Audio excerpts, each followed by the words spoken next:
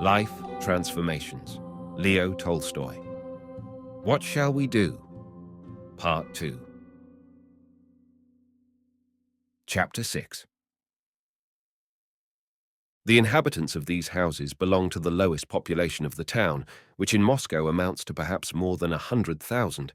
In this house there were representative men of all kinds, petty employers and journeymen, shoemakers, brushmakers, joiners, hackney coachmen, jobbers carrying on business on their own account, washerwomen, second-hand dealers, moneylenders, day labourers, and others without any definite occupation. And here also lodged beggars and unfortunate women. Many who were like the people I had seen waiting at Lyapin's house lived here, mixed up with the working people. But those whom I saw then were in a most wretched condition, having eaten and drunk all they had, and turned out of the public house, were waiting, as for heavenly manna, cold and hungry, to be admitted into the free night lodging house, and longing day by day to be taken to prison in order to be sent back to their homes. Here I saw the same men among a greater number of working people, at a time when by some means or other they had got a few farthings to pay for their night's lodging, and perhaps a rouble or two for food and drink. However strange it may sound, I had no such feelings here as I experienced in Lyapin's house. On the contrary, during my first visiting round, I and the students had a sensation which was rather agreeable than otherwise. Why do I say almost agreeable? It is not true. The sensation called forth by the companionship of these men, strange as it may seem, was simply a very agreeable one. The first impression was that the majority of the lodgers here were working people and very kindly disposed. We found most of them at work, the washerwomen at their tubs, the joiners by their benches, the bootmakers at their lasts. The tiny rooms were full of people, and the work was going on cheerfully and with energy. There was a smell of perspiration among the workmen, of leather at the bootmakers, of chips in the carpenter's shop. We often heard songs and saw bare, sinewy arms working briskly and skilfully. Everywhere we were received kindly and cheerfully. Nearly everywhere our intrusion into the daily life of these people excited no desire in them to show us their importance or to rate us soundly, which happens when such visits are paid to the lodgings of well-to-do people. On the contrary, all our questions were answered simply, without any particular importance being attached to them, served, indeed, only as an excuse for merriment, and for jokes about how they were to be enrolled on the list, how such a one was as good as two, and how two others ought to be reckoned as one. Many we found at dinner or at tea, and each time, in answer to our greeting, bread and salt, or tea and sugar, they said, "You are welcome," and some even made room for us to sit down. Instead of the place being the resort of an ever-shifting population, such as we expected to find, it turned out that in this house were many rooms which had been tenanted by the same people for long periods. One carpenter, with his workmen, and a bootmaker, with his journeyman, had been living here for 10 years. The bootmaker's shop was very dirty and quite choked up, but all his men were working very cheerily. I tried to talk with one of the workmen, wishing to sound him about the miseries of his lot, what he owed to the master, and so forth, but he did not understand me, and spoke of his master and of his life from a very favourable point of view. In one lodging there lived an old man with his old wife. They dealt in apples. Their room was warm, clean, and filled with their belongings. The floor was covered with straw matting, which they got from the apple stores. There were chests, a cupboard, a samovar, and crockery. In the corner were many holy images, before which 2 lamps were burning. On the wall hung fur cloaks wrapped up in a sheet. The old woman with wrinkled face, kind and talkative, was apparently quite delighted with her quiet, respectable life. Ivan Fedotich, the owner of the inn and of the lodgings, came out and walked with us. He joked kindly with many of the lodgers, calling them all by their names, and giving us short sketches of their characters. They were as other men, did not consider themselves unhappy, but believed they were like everyone else, as in reality they were. We were prepared to see only dreadful things, and we met instead objects not only not repulsive, but estimable. There were so many of these, compared with the ragged, ruined, unoccupied people we met now and then among them, that the latter did not in the least destroy the general impression. To the students, it did not appear so remarkable as it did to me. They were merely performing an act useful to science, as they thought, and, in passing, made casual observations. But I was a benefactor. My object in going there was to help the unhappy, ruined, depraved men and women whom I had expected to meet in this house. Suddenly, instead of unhappy, ruined, depraved beings, I found the majority to be workingmen, quiet, satisfied, cheerful, kind, and very good. I was still more strongly impressed when I found that in these lodgings the crying want I wished to relieve had already been relieved before I came. But by whom? By these same unhappy, depraved beings whom I was prepared to save. And this help was given in a way not open to me. In one cellar lay a lonely old man suffering from typhus fever. He had no connections in the world, yet a woman, a widow with a little girl, quite a stranger to him, but living in the corner next to him, nursed him, gave him tea, and bought him medicine with her own money. In another lodging lay a woman in puerperal fever. A woman of the town was nursing her child, and had prepared a sucking bottle for him, and had not gone out to ply her sad trade for 2 days. An orphan girl was taken into the family of a tailor, who had 3 children of his own. Thus there remained only such miserable, unoccupied men as retired officials, clerks, men servants out of situations, beggars, tipsy people, prostitutes, children, whom it was not possible to help all at once by means of money, but whose cases it was necessary to consider carefully before assisting them. I had been seeking for men suffering immediately from want of means, whom one might be able to help by sharing one's superfluities with them. I had not found them. All whom I had seen, it would have been very difficult to assist materially without devoting time and care to their cases. Chapter 7. These unfortunate necessitous ones ranged themselves in my mind under 3 heads. First, those who had lost former advantageous positions and who were waiting to return to them. Such men belong to the lowest as well as to the highest classes of society. Secondly, women of the town, who are very numerous in these houses. And thirdly, children. The majority of those I found and noted down were men who had lost former places and were desirous of returning to them, chiefly of the better class, and government officials. In almost all the lodgings we entered with the landlord, we were told, "Here we need not trouble to fill up the card ourselves. The man here is able to do it, provided he is not tipsy." Thus, summoned by Ivan Fedotich, there would appear from some dark corner the once rich nobleman or official, mostly drunk and always half-dressed. If he were not drunk, he willingly undertook the task. He kept nodding his head with a sense of importance, knitted his brows, inserted now and then learned terms in his remarks, and carefully holding in his dirty, trembling hands the neat pink card, looked round at his fellow lodgers with pride and contempt, as if he were now, by the superiority of his education, triumphing over those who had been continually humbling him.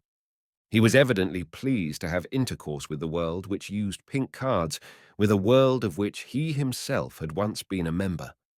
To my questions about his life, this kind of man not only replied willingly, but with enthusiasm, beginning to tell a story, fixed in his mind like a prayer, about all kinds of misfortunes which had happened to him, and chiefly about his former position, in which, considering his education, he ought to have remained.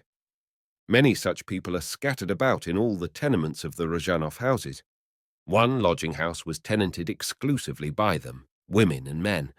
As we approached them, Ivan Fedotich said, "Now, here's where the nobility live." The lodging was full. Almost all the lodgers, about 40 persons, were at home.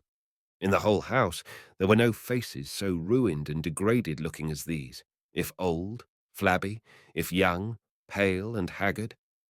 I talked with several of them. Almost always the same story was told, differing only in degree of development.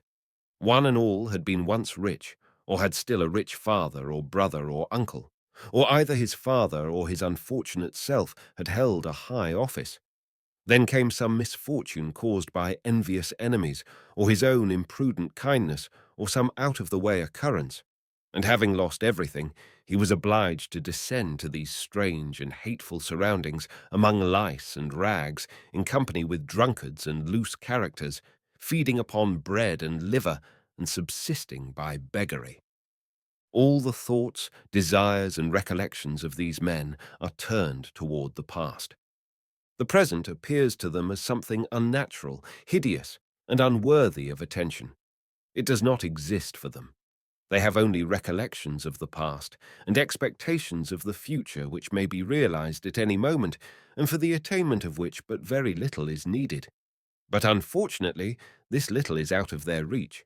It cannot be got anywhere, and so one has wasted 1 year, another 5, and a third 30 years. One needs only to be dressed respectably in order to call on a well-known person who is kindly disposed toward him.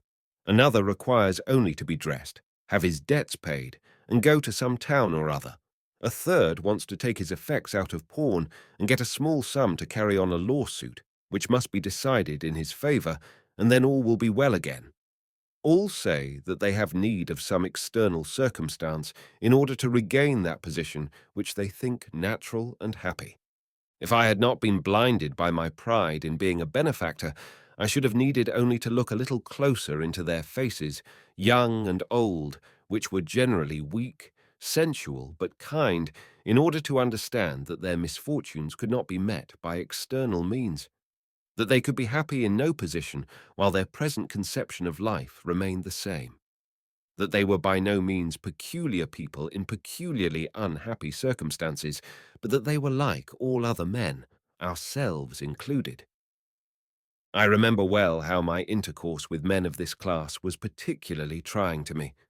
I now understand why it was so. In them I saw my own self as in a mirror. If I had considered carefully my own life and the lives of people of my own class, I should have seen that between us and these unfortunate men there existed no essential difference. Those who live around me in expensive suites of apartments and houses of their own in the best streets of the city, eating something better than liver or herring with their bread, are none the less unhappy.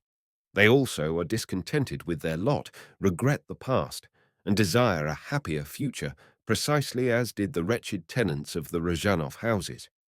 Both wish to be worked less and to be worked for more, the difference between them being only in degrees of idleness. Unfortunately, I did not see this at first, nor did I understand that such people needed to be relieved, not by my charity, but from their own false views of the world, and that to change a man's estimate of life, he must be given one more accurate than his own, which, unhappily, not possessing myself, I could not communicate to others. These men were unhappy, not because, to use an illustration, they were without nourishing food, but because their stomachs were spoiled, and they required not nourishment, but a tonic. I did not see that in order to help them, it was not necessary to give them food, but to teach them how to eat. Though I am anticipating, I must say that of all these people whose names I put down, I did not in reality help one, notwithstanding that everything some of them had desired was done to relieve them.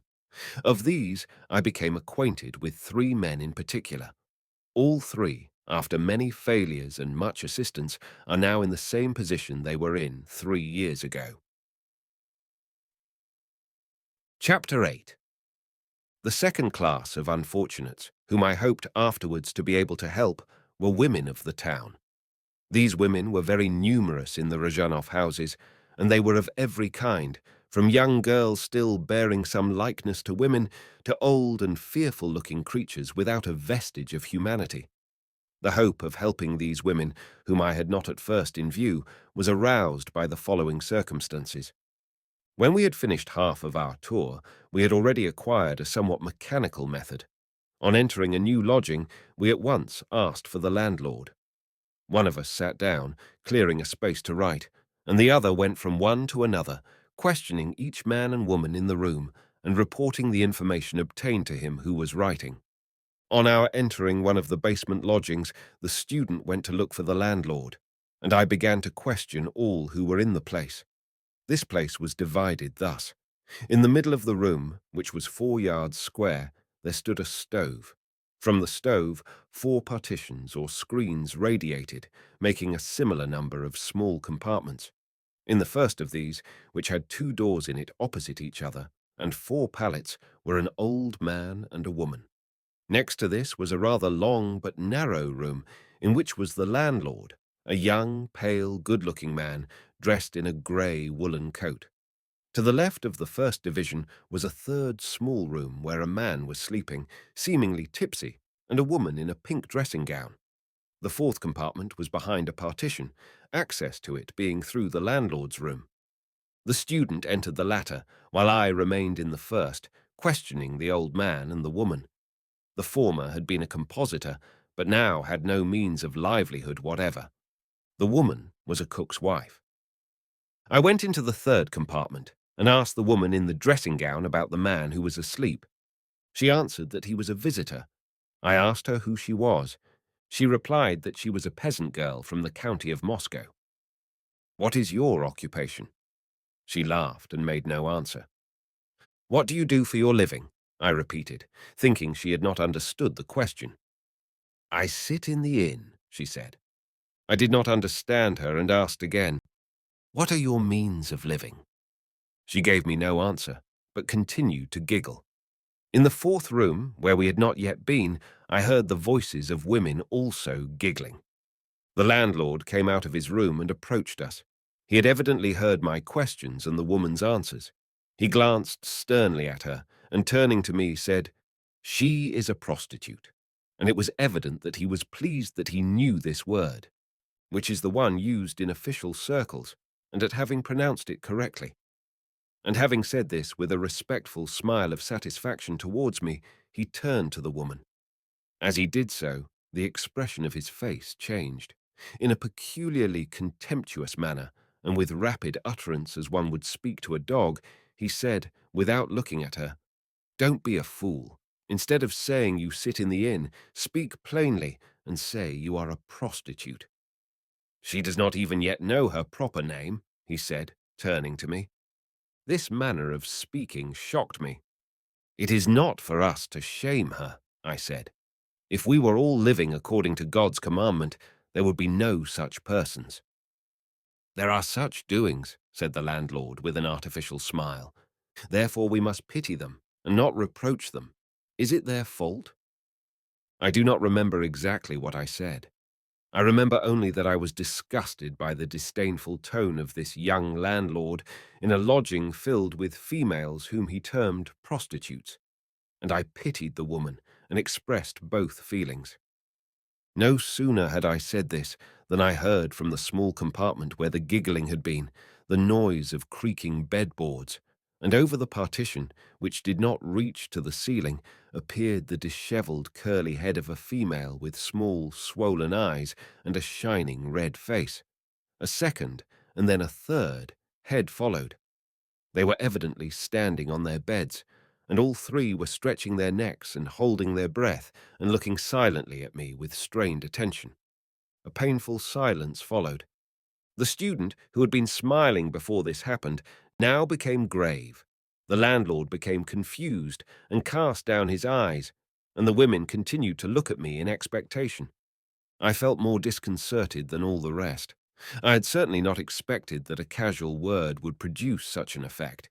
It was like the field of battle covered with dead bones seen by the prophet Ezekiel, on which, trembling from contact with the spirit, the dead bones began to move.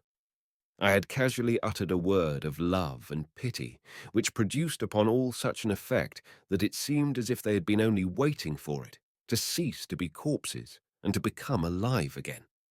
They continued to look at me, as if wondering what would come next, as if waiting for me to say those words and do those acts by which these dry bones would begin to come together, be covered with flesh, and receive life. But I felt, alas, that I had no such words or deeds to give, or to continue as I had begun. In the depth of my soul, I felt that I had told a lie, that I myself was like them, that I had nothing more to say, and I began to write down on the card the names and the occupations of all the lodgers there. This occurrence led me into a new kind of error. I began to think that these unhappy creatures also could be helped. This, in my self-deception, it seemed to me would be very easily done. I said to myself, now we shall put down the names of these women too.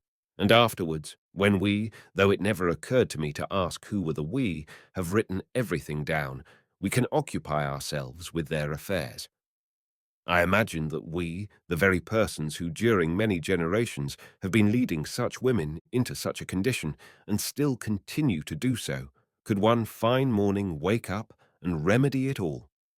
And yet, if I could have recollected my conversation with the lost woman who was nursing the baby for the sick mother, I should have understood the folly of such an idea. When we first saw this woman nursing the child, we thought that it was hers, but upon our asking her what she was, she answered us plainly that she was a wench. She did not say prostitute.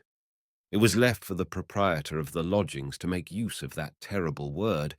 The supposition that she had a child gave me the idea of helping her out of her present position. "Is this child yours?" I asked. "No, it is that woman's there." "Why do you nurse him?" "She asked me to. She is dying." Though my surmise turned out to be wrong, I continued to speak with her in the same spirit. I began to question her as to who she was and how she came to be in such a position. She told me her story willingly and very plainly. She belonged to the artisan class of Moscow, the daughter of a factory workman. She was left an orphan and adopted by her aunt, from whose house she began to visit the inns. The aunt was now dead. When I asked her whether she wished to change her course of life, my question did not even interest her. How can a supposition about something quite impossible awaken an interest in anyone? She smiled and said, "Who would take me with a yellow ticket?" "But," said I, "if it were possible to find you a situation as a cook or something else." I said this because she looked like a strong woman, with a kind, dull, round face, not unlike many cooks I had seen. Evidently my words did not please her. She repeated, "Cook, but I do not understand how to bake bread." She spoke jestingly, but by the expression of her face, I saw that she was unwilling, that she even considered the position and rank of a cook beneath her. This woman, who, in the most simple manner, like the widow in the Gospel, had sacrificed all that she had for a sick person, at the same time, like other women of the same profession, considered the position of a workman or workwoman low and despicable. She had been educated to live without work, a life which all her friends considered quite natural. This was her misfortune, and by this she came into her present position and is kept in it. This brought her to the inns. Who of us, men and women, will cure her of this false view of life? Are there among us any men convinced that a laborious life is more respectable than an idle one? And who are living according to this conviction? And who make this the test of their esteem and respect? If I had thought about it, I should have understood that neither I nor anybody else I know was able to cure a person of this disease. I should have understood that those wondering and awakened faces that looked over the partition expressed merely astonishment at the pity shown to them, but no wish to reform their lives. They did not see the immorality. They knew that they were despised and condemned, but the reason for this they could not understand. They had lived in this manner from their infancy among women like themselves, who, they know very well, have always existed, do exist, and are necessary to society, that there are officials deputed by government to see that they conform to regulations. Besides, they know that they have power over men and subdue them, and often influence them more than any other women.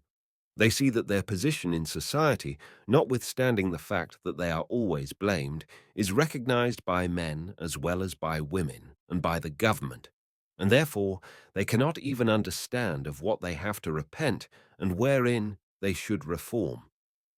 During one of our tours, the student told me that in one of the lodgings there was a woman who sends out her daughter, 13 years old, to walk the streets. Wishing to save this little girl, I went on purpose to their lodging. Mother and daughter were living in great poverty. The mother, a small, dark-complexioned prostitute of 40 years of age, was not simply ugly, but disagreeably ugly. The daughter was also bad-looking. To all my indirect questions about their mode of life, the mother replied curtly, with a look of suspicion and animosity, apparently feeling that I was an enemy with bad intentions. The daughter said nothing without looking first at the mother, in whom she evidently had entire confidence. They did not awaken pity in my heart, but rather disgust. Still, I decided that it was necessary to save the daughter, to awaken an interest in ladies who might sympathize with the miserable condition of these women and might so be brought here. Yet if I had thought about the antecedents of the mother, how she had given birth to her daughter, how she had fed and brought her up, certainly without any outside help and with great sacrifices to herself. If I had thought of the view of life which had formed itself in her mind, I should have understood that in the mother's conduct there was nothing at all bad or immoral, seeing she had been doing for her daughter all she could. That is, what she considered best for herself.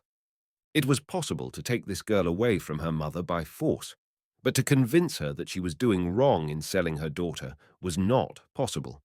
It would first be necessary to save this woman, this mother, from a condition of life approved by everyone, and according to which a woman may live without marrying and without working, serving exclusively as a gratification to the passions.